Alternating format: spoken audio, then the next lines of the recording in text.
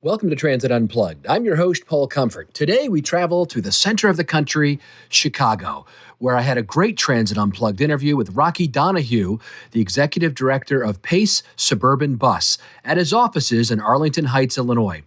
Pace is ready to launch their new arterial rapid transit service called Pulse and expand the Bus on Shoulder program paid for by the new Illinois Capital Infrastructure Law, which will provide Pace with $228 million in new capital money over 5 years and expand their bonding authority, plus add $10 million annually to their operating budget.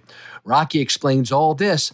Plus, we talk about his 37-year career path at Pace to the C-suite on this special edition of Transit Unplugged.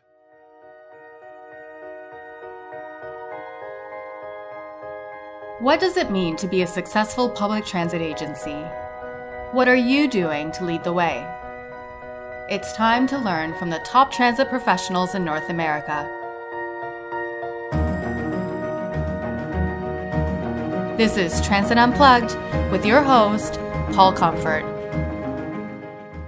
I'm Paul Comfort. Welcome to Transit Unplugged. We're excited today to be outside of Chicago, Illinois, with Rocky Donahue, the executive director of Pace Suburban Bus. We're in his office here, and it's a great, beautiful day here in Chicago. Thanks so much for having us in. Absolutely, Paul. Glad you could be here. Yeah, I've been in Chicago the last couple days speaking at a conference here, and to be honest with you, I hate to say this to everybody else in the country, but Chicago is my favorite city in the country. I love Chicago. Chicago and San Francisco are just awesome cities. So tell us some about how transit works in Chicago and how Pace fits into that. Absolutely. So in Chicago, we're primarily 3 operating boards. The CTA, Chicago Transit Authority, which is primarily for bus and rail within the city of Chicago. If you've ever been to Chicago, as you have, Paul, you may have ridden the famous L. That's the CTA.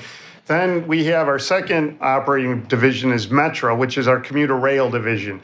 Their responsibility is primarily bringing suburbanites to jobs in the central business district of the city. So they operate in 200 and some communities and in a various number of rail lines that feed people primarily into the city. I do know they do have some reverse commute, but it's primarily into the city of Chicago. Yeah. Then Pace, we're the suburban bus division, and our goal is multifaceted. And we kind of believe we're a family of services, not just the traditional bus service. We have fixed route bus service, which makes up the vast majority of our ridership, but we're also responsible for the ADA paratransit system throughout the whole region, including in the city of Chicago. We've started some express services, Bus on Shoulders, highly popular in southwest suburbs. We started that, Paul, in 2011. We were carrying 400 people a day. Today, we're carrying nearly 4,000. We're only limited truly by our own constraints. Our capacity is because we just don't have enough buses. And even if we got more buses, we've run out of garage space to house the vehicles. We've also started our local on-demand service. A lot of our suburban areas are not as dense as the urban area of the city of Chicago. So on-demand is kind of a hybrid of a fixed route paratransit service where it's kind of our version of Uber. You call, the bus comes and then takes you to the main line. Is it same day service? Same day. It's within 1 hour, actually. Okay, yeah. So we have one of the top 5 vanpool programs in the country. We have over 700 vans on the road every day, primarily in two categories. Our traditional vanpool program is a group of 4 or more people who all work together, live nearby. One drives the van, picks the others up. They pay a monthly fee, and that's how they commute to work. The other is what we call our Advantage Van program, and that's primarily used for individuals with disabilities who live outside the ADA service area. Oh, sure, yeah. Their facilities, their employment will take the van, go through the neighborhood, pick them up, and bring them then to their facilities for work. So. And what is your service area? Our service area is the 6-county Chicagoland metropolitan area of Cook, DuPage, Kane, Lake, McHenry, and Will counties. It's over 3,700 square miles.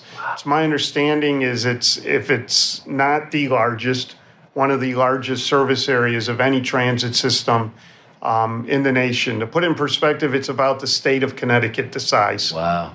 And do your buses go into the city? Yes, we do have some that go into the city. Most of them do not. Most of them that go into the city connect with CTA, Right. L Dorval stations, buses. Dorval Or the Carter's rail. buses, Yeah, yes. yeah. But the Bus on Shoulders program goes from southwest suburbs of, starts in Will and then comes into DuPage and Cook County, and that goes into the central business district. Okay. But very few of our buses actually Yeah.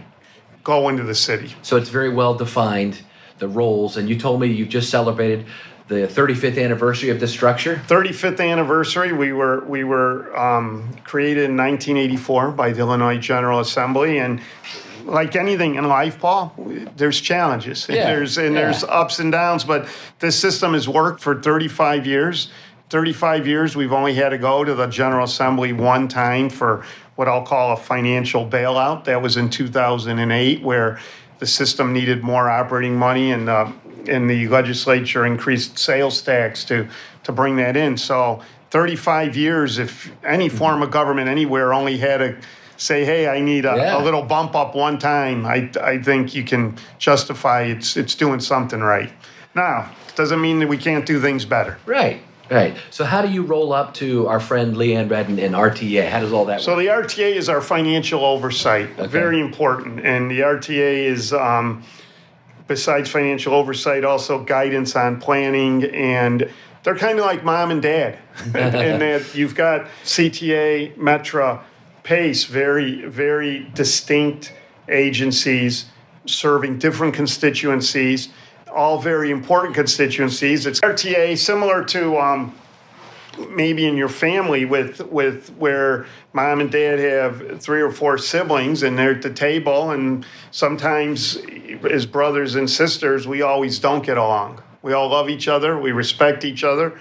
We're there at the end for each other, but sometimes mom and dad have to, hey, go to your room, go to your corner. Well, that kind of happens here as well, and RTA plays that role. They're that oversight role. Are they, besides financial, are they like your governance, or do you have your own board, or how does that work? No, they are purely financial. We do have our own board. Our board is a very unique board in that I think why it's worked for 35 years. Our board is made up of mayors. To be a member, and we're the only board of the transit systems, and I believe we might be the only board in Illinois that is defined to be on the board. You have to be a mayor. So these are all decision makers. These are all decision makers who come from the community. I believe, obviously, have their pulse on the community. Understand the community's desires, wants, and they're accountable. Because it's just not they're appointed and no one knows who they are. They've got to go out and run for election, not elected to the Pace Board, but election as their mayor in their community. And by serving on the Pace Board, they have to defend why they're doing what they're doing. Now, do they tell me how your funding structure works? Do these local communities actually provide funding to you? So how our funding works is we primarily have, if I can break it down, 3 pots of money. Okay. It's the easiest way to describe it. Pot 1 is fares. By law, the system as a whole has to achieve a 50% fare box recovery ratio. Really? And that's by state statute. Wow. So that's the way Maryland used to be. We were at 40 and then 25, and now they did away with it. So, Now, I say regionally 50%. Okay. The RTA is our financial oversight agency, sets the individual fare box recovery ratios for each service board. Okay. CTA, because they are carrying 90% of the passengers, their recovery ratio is around 52%, and they have the urban area. Metra is recovery ratios at 55%. Ours is at 30%. Okay. And the RTA, That's still not bad. RTA recognizes as a suburban agency, we don't have the density. We have a lot of rural areas. We run a lot, as we talked earlier, paratransit, ADA service, which also has defined of how high you can make it can only be double that. Exactly. Yeah. So our recovery ratio as a region, we have to recover 50%, 30% for Pace. So pot 1 is the actual paying passenger. Pot 2 is in 1984, when we were created, we have a regional sales tax. So 1.75% of purchases in Cook County go to the RTA, and then there's an incredible formula that gets split up. And probably the easiest way is Pace gets about 13 cents of every dollar that comes in the for tax money. Okay, the tax money. And then in the collar counties, DuPage, Kane, Lake, McHenry, and Will, their sales tax is 1.5%. So it's a little bit less than Cook. And the money is, again, it's about rough figures, 48% to CTA, 39% to Metro, 13% to Pace. Okay. And that's probably the bulk of our money. Then the state of Illinois has what they call a public transportation fund. So every dollar we collect in sales tax in the region, the state kicks in an additional 25 cents for every dollar, another 25% match. And that money goes to the RTA to be split up at their discretion to the service boards. All told, our operating budget is about $400 million between what we call our suburban service and our 88 paratransit service. That's good. Now, like how many employees do you have? Give us some of those kind of numbers. Sure. Yeah. So Pace, and this is what's unique, compared to in the region, compared to our sister agencies, we're very small. We're the smallest of the service boards. But nationally, we're top 25 transit system standalone in the country. We have 1,800 employees. We have over 700 fixed route buses on the road every day. We have over 700 van pools on the road every day. Wow. We have over 500 smaller paratransit vehicles on the road, plus over 1,000 private carriers vehicles on the road. So 1,800 Pace employees and then well over 1,000 private operators employees. We carry nearly 35 million people a year. And you have a bunch of operating garages around the area, right? I saw pictures in your lobby. Tell me about that. Yes, we have 10 operating facilities. Again, a service area the size of the state of Connecticut requires us to be spread out. These 10 garages, some of them we inherited in 1984 from public and private transit companies that preceded us that went bankrupt, basically. Right. And some we have built new.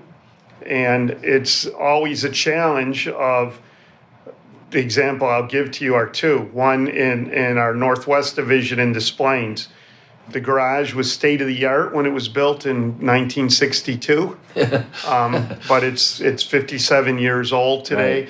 It was built to house roughly 65 vehicles. There's 120 at it.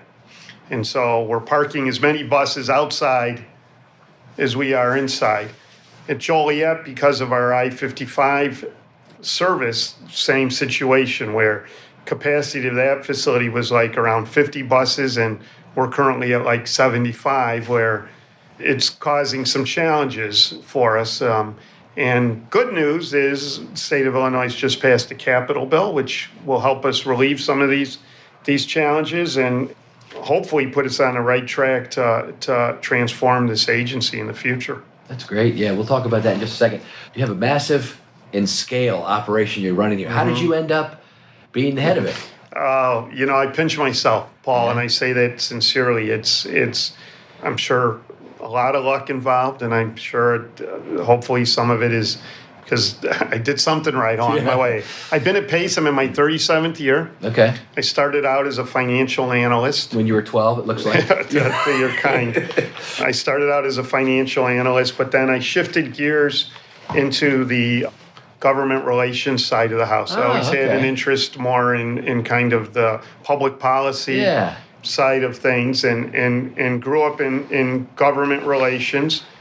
I don't know if this is good or bad. I've had the opportunity, though, over the years where I've been in charge of our budget departments, our capital departments, marketing, signs and shelters, customer relations, IT, purchasing, grants.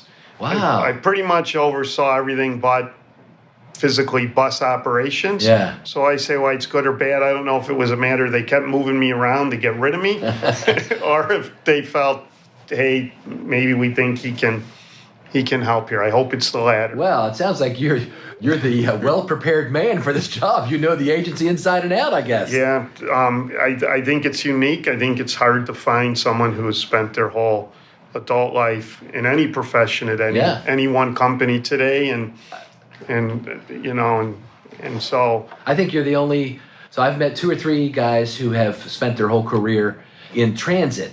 I don't know that I've met anybody who's had all the jobs in an agency, basically, kind of leading that. Agency, yeah, that's really interesting. So I've kind of been the jack of all trades and the master of none, and I think. I doubt that. You probably mastered a few of them. Probably mastered a few, but I hope my background and my experience is what led the Pace Board to give me this opportunity. So I was in December of 2018 put in as an interim, and then was made permanent in March of this year. So I've been officially on the job now 4 months, I guess, in the permanent role. So and what strikes you, I guess, having worked in this agency for so long, and then to finally be in the CEO chair, what are the impressions you're getting that are maybe different than what you thought the job was going to be like, or similar, or whatever? So the biggest issue is 37 years. I think for me, the transition culturally and knowing the organization and the people was fairly easy. The hardest part was I never realized the amount of HR issues that come with being the CEO, and I think what when I said I grew up in the government affairs side, having a board of 12 mayors, I've worked primarily with a lot of elected officials over the years, so I was able to kind of have a little bit of experience of dealing with an elected official, understanding their concerns. I have a sign in the office. It's put away that says it's all about me. When I put it up, people at first when they see it, they don't know, they go, this guy's pretty arrogant. Now when he says it's all about me, and I put it up there as a reminder, as a reminder to me and my staff that try to put yourself in other people's shoes, be it the customer, be it the board, be it Paul who comes in here today, because we're public servants. And I take that responsibility very, very seriously. And, I want to hear what we do well, but I really want to hear what we can do better. And I want to hear from the customers how we can improve the service. I want to hear from our employees how we can make life better in the organization. And so sometimes we forget and we think it's about us. We kind of need to keep that in perspective. That's great. Well, let's talk about that. How are you making the agency better? There's a lot of great new things coming.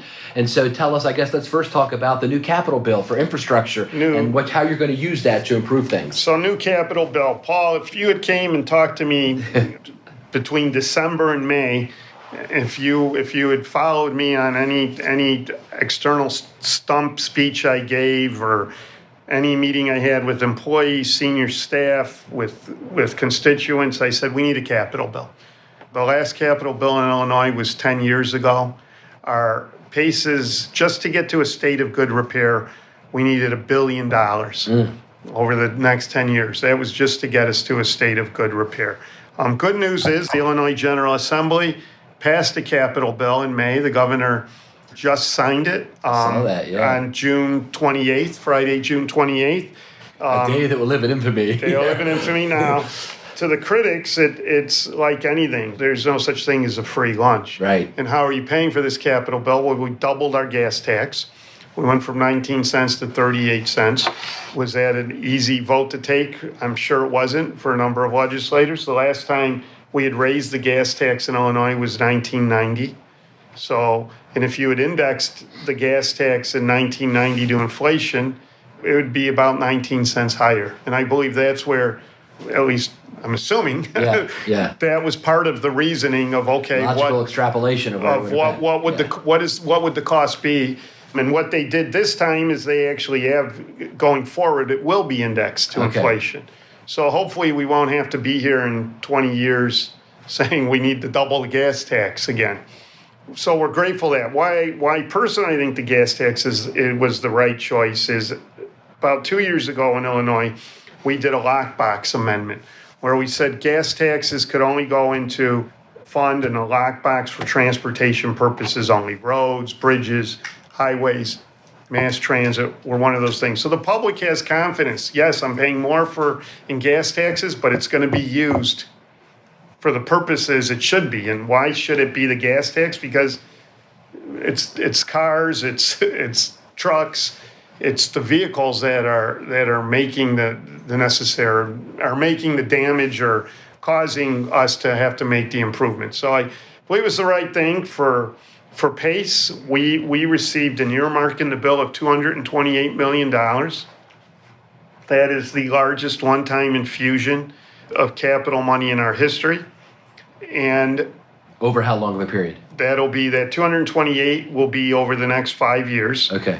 We also will get about another 50 to 60 million of state bonding from RTA discretionary money. And we should get about another 10 to 11 million annually for infinity from this bill as well. For pay-go operating dollars? For pay-as-you-go operating, exactly. Okay. So historic, monumental, this legislation, it's going to transform our agency, or it's going to give us the ability to transform our agency. We were talking earlier about 35-year history, but we haven't really changed much. We've pretty much do the same thing. We run 40-foot buses on pretty much the same routes that we ran 35 years ago. And we do ADA paratransit service like everybody else does. Well, this bill is going to allow us to do some things we've dreamt about, but didn't have the resources to do. One thing we believe helped in getting the money is we're piloting a arterial rapid transit. We've developed a plan of 25 corridors of ART. So the difference, tell us about that. Yeah, difference of ART. A lot of people have been familiar with BRT, bus rapid transit. Bus rapid transit has its own dedicated lane, very similar to kind of a rail system where you have a dedicated track only the train is on. In bus rapid transit, you have a dedicated lane, a dedicated road for only the bus. Well, in a lot of our suburban areas, especially the inner ones closer to Chicago, the buildings are built almost to the road. Right. So there wasn't room necessarily to expand and create a bus rapid transit lane. So arterial rapid transit is you stay on the main highway and you use technology to keep the bus moving along. In this case, it's traffic signal priority is the first bit of technology we're using on our first debut on Milwaukee Avenue. Traffic signal priority, unlike police cars, the ambulances, it doesn't pull up and tell the red light turn green. It doesn't preempt the signal. What it basically says is, hey, I'm coming up to the light, you're getting ready to change. Please keep it green for another 20 seconds to let me get through. So it keeps the bus running on time, keeps the system on schedule, gives more reliability to the customer. That's the first bit of technology. As we advance into these other corridors, we'll also look at queue jumping. Mm-hmm. And by queue jumping is when you pull up at the stoplight, there will be a bus only area. And the bus will pull in there, so you'll have a left turn lane, say 2 lanes of traffic, then a very small lane for the bus to pull in, and its light will turn green before the other lights do, so the bus can get ahead of all the traffic. So the idea is, even though we don't have a dedicated lane, to give us advantages as we go through this. So our Pulse line is debuting August 11th on Milwaukee Avenue, which goes from the Jefferson Park CTA Blue Line to the Golf Mill Shopping Center in Niles. Okay. There will be 10 stops, and besides the uniqueness of the technology of the traffic signal priority, the advantages of our buses are going to be, the bus is going to pull up to a raised platform, so it'll be level boarding. doors open up. There will be our Venture Pass. So you tap on, tap off. You're not going to have to, we do accept cash, but you're not going to have to play with cash. The technology in the bus, all the buses will have Wi-Fi. They'll have the USB charging ports. They will have screens for real-time information of where your next stop is, and you can see the routes displayed on the screen. The station itself is going to be a much more than just a bus shelter and a bus stop. It's going to have heated, enclosed seating. It's going to have snow melt on the boarding location. It will have also real-time information signs, and it's going to have a large vertical marker, which will be unique in that. So for the occasional rider is going to know, okay, this is It's a special stop. Yeah. And in that marker is going to be initially a static screen, but hopefully eventually interactive, where you're going to be able to, as a passenger, okay, here's where I'm at, here's where I want to go. How do I do this trip? That's awesome, Rocky. Yeah. Yeah. So we're excited about that. The first one, like I said, our Milwaukee Pulse line. Do you have any debuts frequency August 11th. headway you're thinking about doing with all these routes? So the frequency on Milwaukee Pulse, I believe, will be every 10 minutes. Great, high frequency. Yeah. High frequency from start to finish. So if you're riding from Jefferson Park all the way to Niles, that'll be about 21 minutes in total time. Today, doing that on what is Route 270 takes about 30 minutes. So it's going to reduce your travel time by about 25%. That's amazing. And the service now is running about every 20 to 30 minutes, where it'll now be running every 10 minutes. So high frequency, limited stops, only Right. 10 stops. And these stops were identified not only where high boarding, but the most anyone would have to walk is 2 blocks in the corridor to get to a stop. So while some people, they'll say the 2 blocks will be inconvenient, it's not going to be that cumbersome to be able to access the service. And how has your overall ridership been going in the system? A lot of places in the country it's been going down. It's overall, so here's what's unique about our system. Overall, our system has gone down. We've lost about, over the last 2.5 to 3 years, our ridership is down about 4%. So it's been down a little over 1.5% roughly a year. Okay. But in certain markets, we're actually seeing ridership increases. And what are those markets?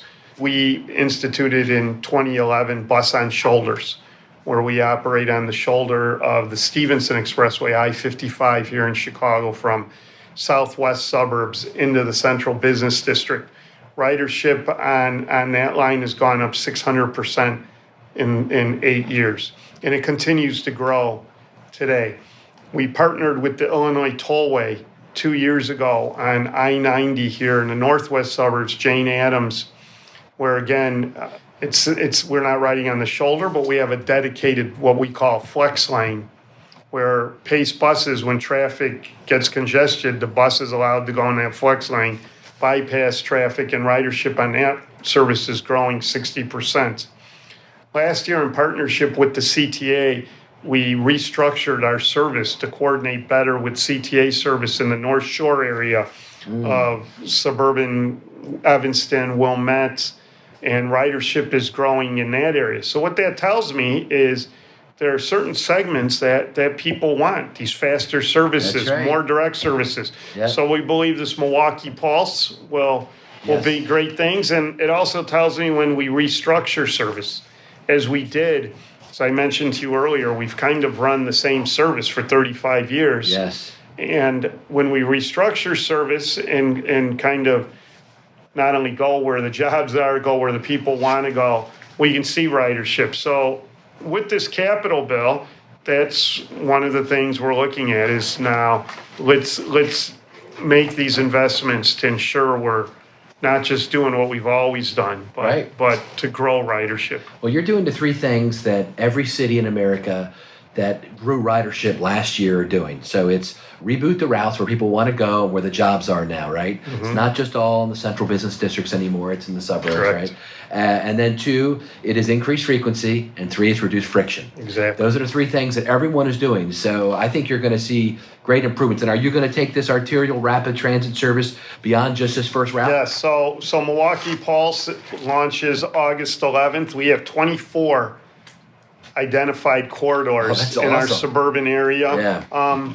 And the capital bill was when I called it earlier monumental. That's what is going to give us the seed money. Okay. To give you an example, Milwaukee Pulse, roughly it was about $14 to $15 million between constructing Yes. the 10 stations and buying the new equipment Okay. for it.